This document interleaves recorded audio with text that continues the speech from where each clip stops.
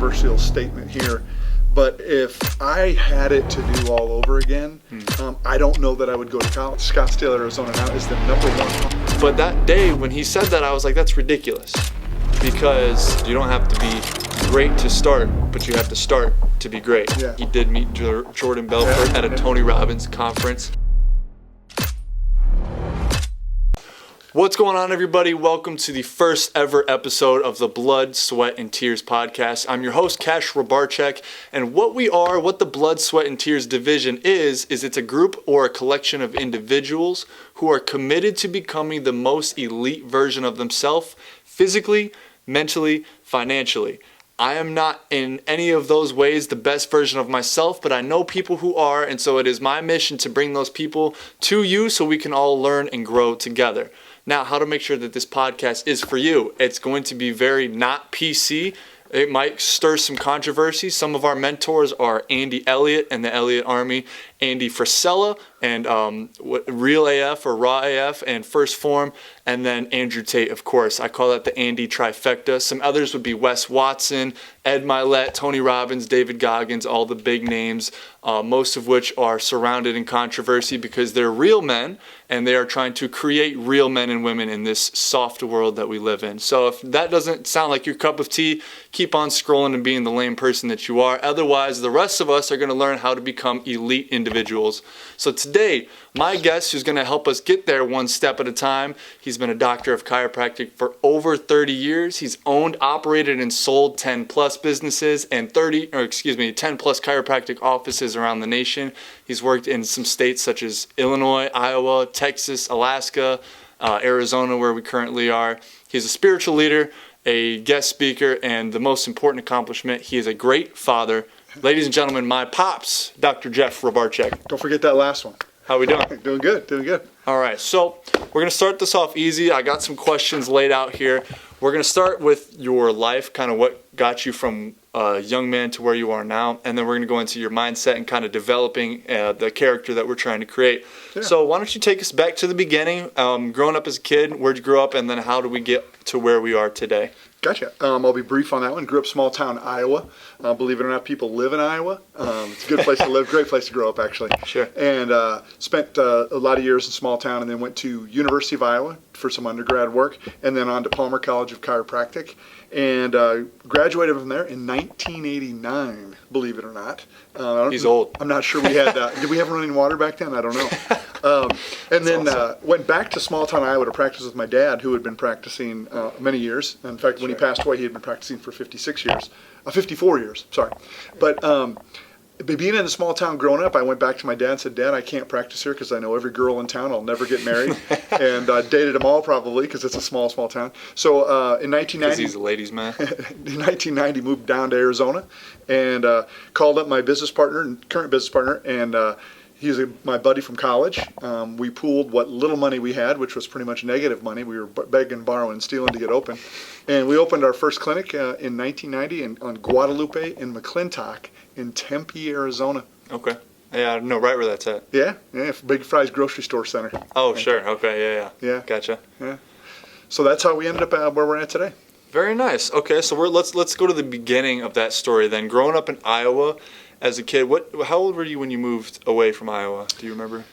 You mean when I graduated from college? Yes. Yeah, I would have been 25-ish, 25, 26-ish. And you went to University of Iowa, correct? Correct. Yeah. Because go Hawkeyes, and if you go to state, you can just get out of here right now. Anyway, no, so growing up in Iowa from a kid to graduating college, you never left, never lived anywhere else? No, we spent one little stint in 1972 down here in Arizona. My parents didn't like it, so they just moved back to Iowa. Yeah. So how was it growing up in Iowa, and specifically small town Iowa? Did you like it? Did you not? Did you always think that you were destined for more? Were you okay with it? What was your mindset there? Great question. I loved it. I mean, it was great. I had good buddies, and small town. It was one of those places where you could play every sport. Because there's not enough guys to play every sport. Sure. And so it was a great place to grow up. Wonderful, fond memories.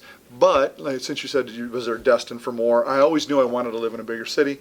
Sure. I always knew that there was more that I wanted to practice chiropractic, but I wanted to more importantly, or not more importantly, but for me, was open more businesses and use that as a launching pad. And I knew I couldn't really do that from there. Gotcha. Okay, so you knew you wanted to do more, and you were limited by the city that you were in. Yeah, I would say it was much easier. I'm sure I could have probably done it there because there are guys and gals that have, but it was easier down here because, boy, it was a stroke of luck because when we got here, Arizona was only 1 million people, Phoenix, Arizona.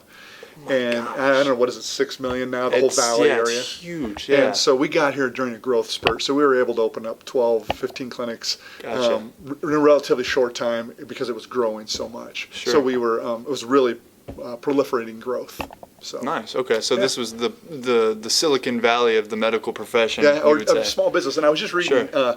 on CNNmoney.com the other day that Scottsdale, Arizona now is the #1 entrepreneurial city or town in the country right now. There's more entrepreneur, more business startup here than anywhere. That makes a lot of sense. If you've ever been to the Valley or Scottsdale specifically, it's like you're on the Oprah show and you're walking down the street. You're a millionaire. You're a millionaire. You're a millionaire. Everybody's rich. Everyone's got money, and it's real money. I know a lot of these places like LA or Miami, there's a lot of wealthy people, but there's also a lot of people who want to look wealthy and can't really cut it up in real life. Yeah. Not saying that there's anything bad about LA or Miami. I'd love to go to both places and do some stuff there, but Scottsdale is very like you can tell who's got it and who doesn't. Right. And the people who have it, they got it big time down here. So that's your sign to move to the Valley down here in Arizona. So going to University of Iowa, did you know right away that you wanted to be a chiropractor? No, I didn't. In fact, I went to school, started off with a business major. And I remember one day I was in college, my dad knocked on the door and didn't know it was coming. It was like 6 o'clock in the morning. I opened up the door, there he is. He said, jump in the car, we're going over to Davenport, Iowa, Palmer College. You're going to go to Career Day.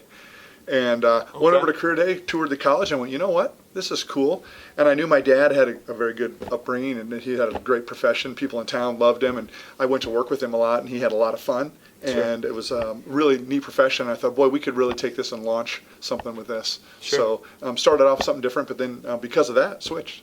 Very nice. Okay, cool. Yeah. So start off as a business major, as most young men who don't know what to do in college do, a.k.a. myself. And then, so how far along in your college career were you when that happened? I was a couple years in, maybe So it wasn't like freshman year or something like that? No. Okay. Because I went there to play basketball and do that whole thing. And, maybe here's a controversial statement here, but if I had it to do all over again, I don't know that I would go to college, especially in today's world.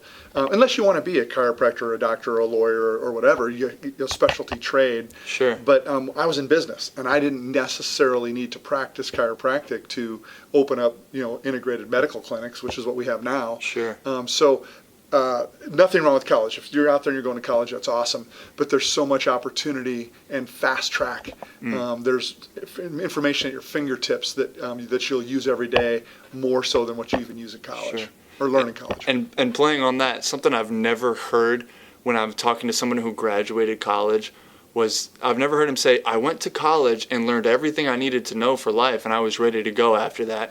Never happened. And I've also very rarely, 90% of the people I talk to who have graduated college, 90% of them will say, yeah, I didn't use my degree at first, or I didn't get the job I wanted at first, or the job I wanted didn't pay as well as I thought. It never turns out the way you think it's going to, and that's not just college, that's life. Well, interestingly, for the first 4 years, I practiced chiropractic. So I used what I went to college with. But since then, I didn't learn anything in college of what my day-to-day is for the last 30 years. 4 years was practice. The last 30 years have been all business. Sure. And that was all learned outside of college. Yes, okay, so that was going to be my next question no, you beat me to it. So a doctor, a lawyer, engineer, someone with a degree who specifically needs a college degree to get into their profession, I understand why you're going to college, and good for you because you're better than the rest of us. But my question for you was going to be, as far as the business side of the medical profession, you say you hardly ever use the medical side because you got that up and rolling, and now it's mostly business. And we were saying off camera, a lot of chiropractors specifically, but medical professionals in general, go out of business because they learn their craft, but they don't learn how to keep the lights on. They don't learn how to bring the people indoors. They don't learn how to get their name out there and let everybody know how good they are at what they do. They don't have a brand. Right. And that's not something that you learn in college. I went to college for business. I went to Grand Canyon University. And the first day, I walked into my business class. GCU is I'm not putting it down at all. It's a great school. One thing I like is they let you go to classes for your major specific your freshman year. So I'm in my marketing class for business my first day. And the professor walks in, and he's at least 80 years old. This guy looks old. And he walks in, and he's talking, doing his intro. We get into the lesson, and the first thing that he says is, social media is not a great way to run your business, to advertise your business, because it's just not the same as face-to-face. And immediately I checked out. I was like, I'm done with this. Probably after that first semester, I was completely checked out, and I was like, I already know I'm not going back to college.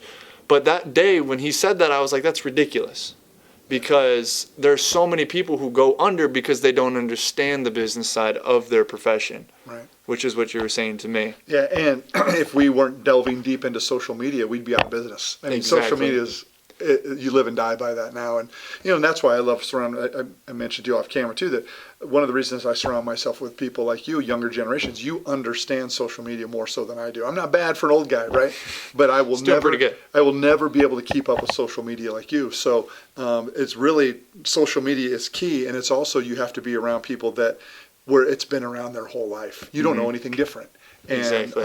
So it's second nature to you, and so that works really well. Any business out there needs social media to thrive at their fullest potential. Sure. I completely agree. And so I'm going to kind of backstep a little bit because we're still talking about your life, what got you from where you were to here you are now. After you graduated University of Iowa, you went on to Palmer Chiropractic College, like you were saying. What were some of the things not chiropractic specific that kind of helped you become the man you are today that you learned from Palmer Chiropractic? That I learned from Palmer? Well, discipline, number one. I mean, we were going to school every day, all day, 7 to 7. So Sure. Discipline, then you come home from school and study.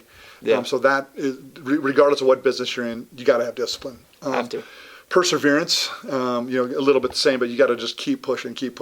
What I loved about chiropractic college is students that went through chiropractic college went year round. No one really took summers off. So we powered all the way through. Sure. And sure. We did a 4-year degree, chiropractic degree, in about little over 3 years because we went every summer. Sure. So that perseverance of pushing through when you're tired, when you don't feel like it.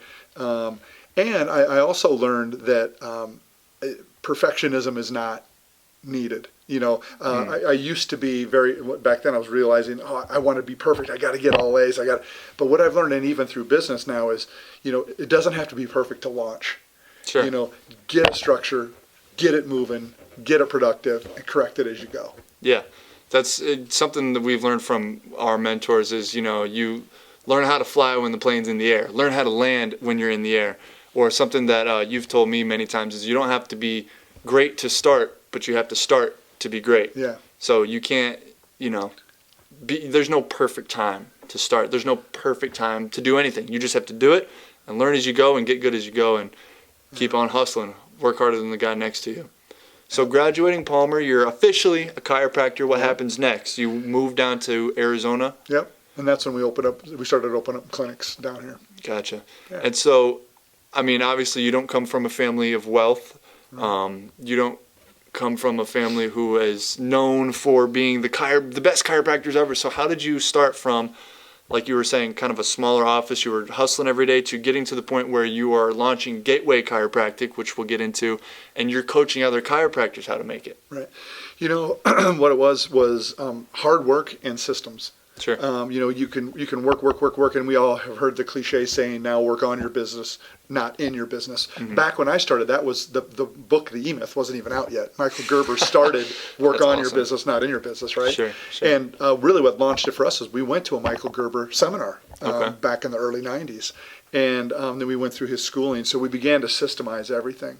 And once we had the systems down in our place, in our one shop, kind of like McDonald's, then we decided to do another one and another one and another one. Gotcha. And of course, we had to refine systems as we go. The world changes. Yeah. This will blow your mind. When we started, there were no computers. I mean, there might have been, a little bit here and there, but we started, paper, longhand, everything. Insane. So computers started to come. There was no such thing as the internet. There was no social media when we started. So we learned a long time ago, we better adapt and change yearly. Yeah, and quickly. Yeah, and we and to this day, we step back every year and we look at what do we need to change, how do we need to adapt, what do we need to do differently, what's coming on the horizon, right? Things like that. Yeah, that's insane. Because I don't know a life without computers. I barely know a life without iPhones. It came out, I think the first one came out in 2008. I was born in 2002, so I was 6 when the first iPhone came out. My younger brother sitting over here was born in 2008, so he doesn't know a life without iPhones. Yeah. There were no crazy. cell phones when we started our business. Sure. And so you launched Gateway Chiropractic, which I don't remember because your exit from that was when I was fairly young. Yeah. But it was a consulting company for chiropractors specifically, correct? Yeah. So we were opening clinics and they were successful, and so we had people asking us, what are we doing and how are we getting so many people?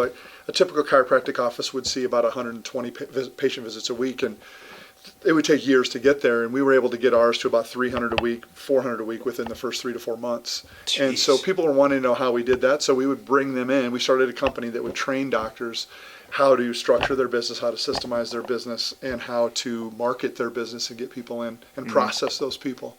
That's crazy. So yeah, that was a lot of fun. So it's kind of like if you know the name Alex Hormozy, of course, one of the biggest names in business right now. It's similar to what he did with gyms when he was early on. Do you know that story at all? Yeah, it's a great story. So he started his own gym, learned how to organize it pretty well, and then taught other gym owners how to scale their business to where it was doing very well. That's very like 30,000 foot view of his story.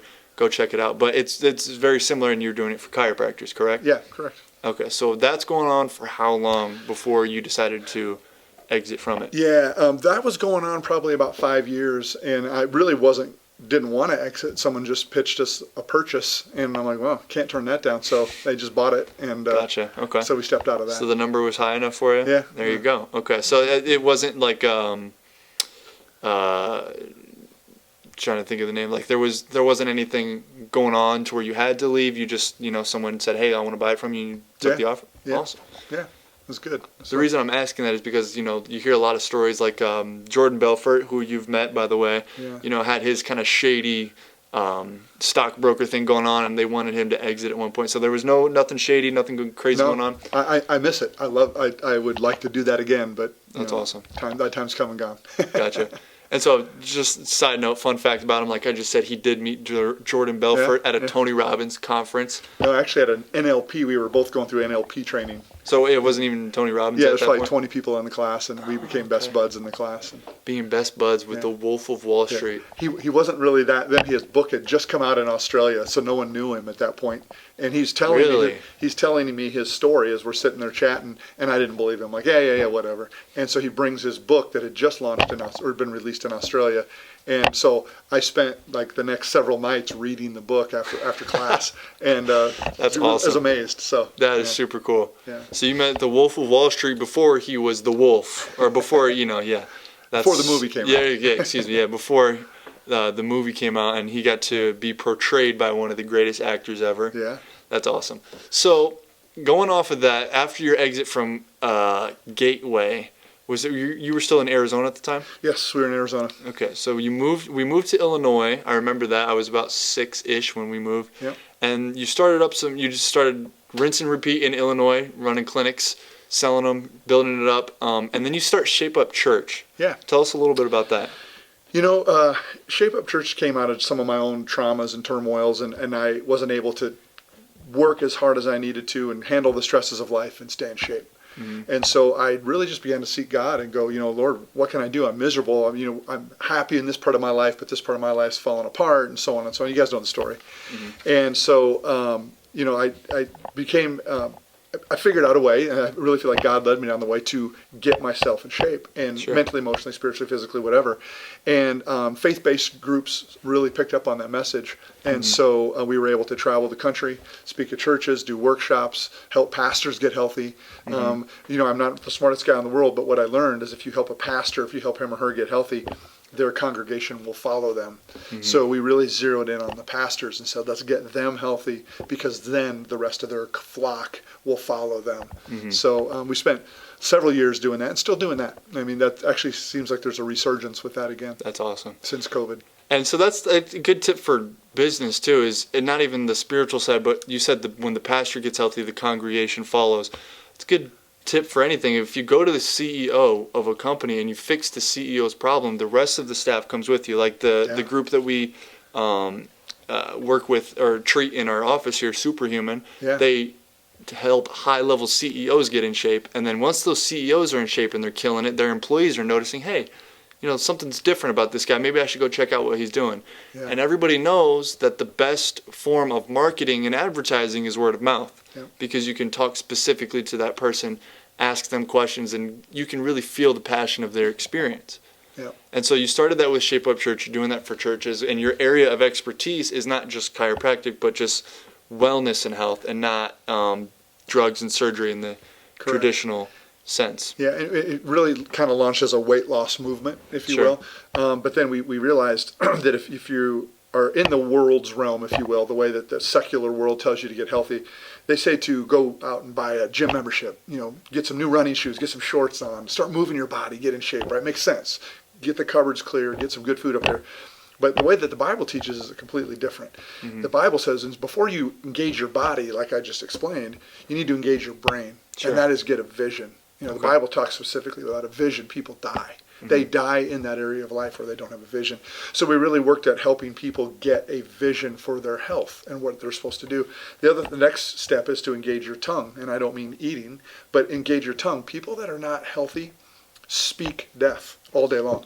Correct. They talk about how fat they are, how miserable they are, and just on and on and on. And test yourself. See how many times you talk bad about yourself. Quick pause. Quick note on that. If you had $1, if I had $1, if anybody had $1 for every time someone said, "Oh, I'm feeling this way because I'm old. Getting old sucks. Try not to get old." Blah blah blah. How many times? We'd be rich if we had $1 for every time we heard that. Yeah. And so that goes to what you're saying. Your words carry power. Yeah. The reason this isn't true. It's kind of a joke that I've heard before. Is the reason English or the way you put words together is called spelling is because you're casting a spell with what you say. Words they're faith-filled little packages of power. Words. Exactly. They're either to live in faith or fear. And so that was the second step. The first step was engage your brain. The second step is engage your tongue. Speak differently. Bible says death and life from the power of tongue. It says choose life. You and your family. Choose life. Well, how do you choose life? Life is in the power of the tongue. You have to speak differently. And then the third step is engage your body. And what we found is that when people do it in that order, they get healthy and they stay healthy. And you're teaching them how to fish instead of catching them a fish, from what it sounds like too. Yeah. Meaning you're teaching people how to live a healthy lifestyle versus just saying, "Hey, go do this," and then when you put the weight back on, come back, pay us again, and do it again. Yeah. That's the cool thing about our program is, high percentage, above 85% of people the weight doesn't come back on because they've made a life change. They're thinking differently, they're speaking differently, so therefore their body's different. And am I correct in saying, so 85% go through it and they're good, the 15% when they come back, we don't charge them again because they have the material that they need, all they need is that accountability, correct? Yeah, they just need a little butt kick. Yeah, well, that'll do it sometimes, yeah. A little slap on the cheeks to get them going and all that. A little hug, then a butt kick. Yeah, exactly. So you are still holding on to Shape Up Church and never going to sell it? I don't think so. Everybody has that reason that they're here in life, and I think that's mine. Even though it certainly hasn't been the biggest breadwinner for me, although it could be. The business of medical integrated clinics and chiropractic has been a bigger business for me, but that purpose-driven call and push of Shape Up Church is what impassions me. So I don't want to sell that one. I've had an opportunity or two to sell it here and there, but just don't want to. And I'm glad because I'm going to take it over and blow it up. So that's good. And so one of my mentors, Wes Watson, says that you were talking about your purpose here on earth. He says that our purpose on earth is to become the man or woman that we admire in every way and then give that person to the world. Yeah. That's So good. be the source of what you seek is what he says often. So if you're looking for more joy, give joy. If you're looking for more money, give money. It's a little bit backwards, but it helps you become the person you're meant to be by giving what you seek. It's kind of how you started off the whole purpose of your podcast. Is to Exactly. become the best version of yourself. Become the source of what you seek. That's exactly why we started this. Like I said in the beginning, I'm not in the best physical shape. My bank account only has 1 comma on it. And mentally, I'm probably the toughest of the 3, but it still needs some work. But I'm bringing on people who are going to help all of us who are watching get to the point where we're dangerous and we're elite individuals. Yeah. So thank you for that. Yeah. So going a little bit into your mindset now, you kind of answered this, but I want to ask it differently. What is your why? Got And it. really quick, how about you explain in your version what a why is and why power is stronger than willpower? Yeah. Well, I've kind of mentioned it. Why is why I feel everybody was made with a purpose. The Bible says, in Jeremiah 29:11, it says, "I know the plans I have for you," says the Lord, "plans to prosper you, not to harm you, plan to give you hope and a future." It also says in the Word that in Jeremiah, I think it's 1 verse 5, can't remember exactly, or 1:4, that it says, "Before you were in your mother's womb, I knew you." God made everybody with a purpose. There is no accident here on earth. Mom and Dad might have thought you were an accident, but it wasn't an accident to God. Amen. And so if you think about that, God breathed into you every tool, every aspect of your identity and everything that you would need before you were even born. Sure. And so your why is expressing that. The biggest day beyond being born, the most important day, is when you figure out why you're here. And it's okay. I mean, you're 21. You might not know yet. If you might be 40 and you don't know yet, keep looking and keep seeking God, because when you find out why you're here, that's where the magic happens. I don't want to say That's magic. awesome. That's where the power happens. So that's awesome. So you explained your why. Yeah. Fantastic definition, by the way. Now, explain what is your why. First off, what was your why when you started, when you first graduated chiropractic school, and your reason for waking up every morning was what? Yeah, so I mean, your why, when I started school, my why then was just to get through school. There you go. I didn't That'll even do know, it. I didn't understand what a why was, but when I got out of school, my why at that and it's funny how your whys change and they evolve, and I really started journaling years ago, and I go back and I look at my journals from the early 90s and I laugh because That's I was awesome. a small thinker. Sure. But my thought process when I first got out of school wasn't even to open up multiple clinics. It was to get one clinic that was booming. I wanted to have the most successful chiropractic clinic in the state of Arizona at that time. That's awesome. And so that was our why. That's what we went to work for every day. That's what we got out of bed. That's what we drove our staff towards. That's what we trained for every day. And we accomplished that. That's awesome. And we had the most, in many realms, one of the most successful practices in the state. And so then our why changed. And it was like, okay, now how do we proliferate this? How do we duplicate this? How do we instill this in other people? Sure. And one of the things I learned that a really good CEO, and you'll probably have a better saying here, but a really good CEO has the ability to state that why in front of their team every day in different ways, but to drive their team along the path of that why. And I learned that early on. The more and more and more that I would tell my team what our why is, then they could drive it much better than I could alone. And so it changed from single clinic to multiple clinics. So then we got out of bed. How do we open another clinic? How do we find another team? And then my why was just, I was a team creator. Sure. That was my why then. Yeah. So it's evolved and it's changed. That's awesome. And so something I've heard, and you can tell me if you agree or not, is your dream as a leader, not just a CEO, not a manager, but as a leader, someone who has people who follow you, your dream as a leader has to be big enough to where it incorporates everyone else's dream below you. Right. Correct? Yeah. So that's kind of a choppy way of saying it, but essentially, if you're a leader, you have to dream bigger than the people below you. Otherwise, it creates kind of a barrier. If someone working for you can dream bigger than you, they're not going to be working for you much longer. Much longer. Is the way that I've heard it. Yeah. And we started chiropractors back in the early 90s who had bigger dreams than me, and consequently, they went on and went past us. And Sure. that was awesome. Yeah. I've learned from them. We're And- still good friends. Sure, and that's the thing too. Is when someone passes you, it's business is super competitive like a sport, but you there's no love lost. There's Right. no envy. You're proud of them because you're their mentor, and now look at them. Yeah. It's kind of like a father-son moment, if you will. And there's a saying, and again, you'll probably say it better than me, but if your dream isn't bigger than everyone else's dream, as you said, they're not going to follow you. People want to be part of something bigger than themselves. That's human nature. You want to be part of something bigger than yourself. So if you can show this why and this vision of what is in your heart and your mind and your soul and your spirit, people will latch onto that and follow it. Mm-hmm. And then really, as a good leader and a good CEO, then you just become the one that's just orchestrating that vision over and over. And I can tell, and we're going through a tough time in one of our businesses now, as you know, and it's really because I haven't articulated that why. Every time I go through a tough time, I look back at and go, ooh, we've lost our why. We've lost our vision. And as the CEO, that's my fault. I've got to be putting that in front of everybody.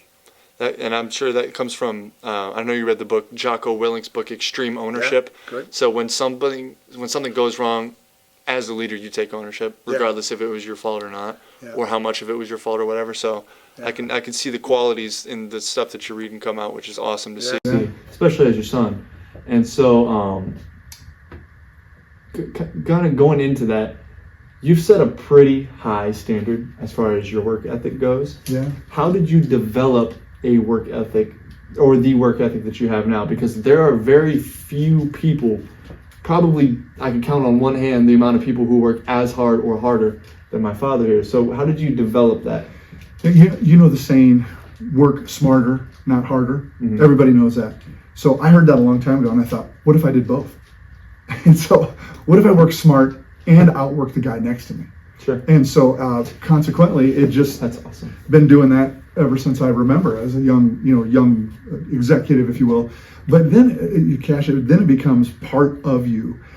Sometimes people go, Jeff, you need to develop hobbies. You need to take up golf. You need to do this. And I certainly have hobbies. I love to fly small airplanes. I love to do things, right? But this is fun. This is a hobby. Building a good, strong business and impacting lives. I mean, why else would I want to do anything else? Now I want to go to the Phoenix Suns game with you guys, and we're going to Mexico in a couple weeks and all that kind of fun stuff. But when it comes down to it, I want to work hard, and I'm going to be working in Mexico because I enjoy it. Mm-hmm. And so for me, it was just a natural evolution of really becoming passionate about that vision, about that why. Sure. And I like that. I so love that. Just got to outwork the guy next to me and work smarter than him or her. That's it. So one last question. We're going to wrap it up a little bit here. If you had to give a piece of advice to your 20-year-old self, your 35-year-old self, and your 50-year-old self, what would each of those be? We'll start with 20. If you can go back, talk to your 20-year-old self, what advice would you give him then? Don't stress out about the little things. We know the book. Don't sweat the small stuff. Mm-hmm. They're going to be fine. They're going to be fine. Awesome. So 35. I would say between 20 and 35, don't ever take your eyes off the Lord. I did. I got successful, made a ton of money, patted myself on the back. Not outwardly prideful, but inwardly prideful. I deserve all this. We don't deserve it. Keep your eyes on the Lord, because if you do that, you won't lose track. You won't get off track. That's awesome. I wasted a lot of years doing things that really weren't my calling and my thing, because I thought it was the right thing to do. Had I stayed focused on Him, we'd be further along today than we are. That's awesome. I needed to hear that too. So you're 58 now. Yeah. If you could give advice to your 50-year-old self 8 years ago, what would you say? That's the toughest one. I would say, it's funny, people say, that, hey, I started feeling my body didn't start working as well at 45, at 50, I noticed a physiological change in my body at 57. So it's only been the last 2 years. Sure. So I would go back to my 57 or my 50-year-old self, and I would say, eat better. Eat better, because then I'm going to be more powerful at work. My body's fine. I'm in decent shape, but I'm now paying for some of the nutrition sins of the last decade. Sure. And so that slowed me down some. And I have learned that my body doesn't respond to workouts and food and cardiovascular and lifting weights like it used to. So nutritionally, I could make a difference. I'd go back to that 50-year-old guy and say, clean it up. Gotcha. Well, that's impressive stuff. If you're around the age of 50, eat better. Your nutrition is what's going to carry you through your later years. Yeah, it's from true. what I'm hearing. Yeah. Awesome. Well, that's all we got time for today, everybody. I apologize for the audio cutting out. We're on a low budget for the equipment here, but we're going to get better. So Really quick, as you can see our stand here, we're not sponsored, but I am a bucked up Rep. rep. There's a word. Ambassador. That's the word I'm looking for. So I'm a bucked up ambassador. If you'd like to support the show, the best way is when you're buying bucked up supplements, use code CashMoney20 at checkout, save 20% off. That goes to support your boy so that we can get some more nice things in here, okay? You know, this cheesy background we got can only get us so far. So go buy some bucked up supplements. Dr. Jeff, Hey. Pops, thank you for being on the show. Thanks for having me. And we'll catch you guys in the next episode. Take care.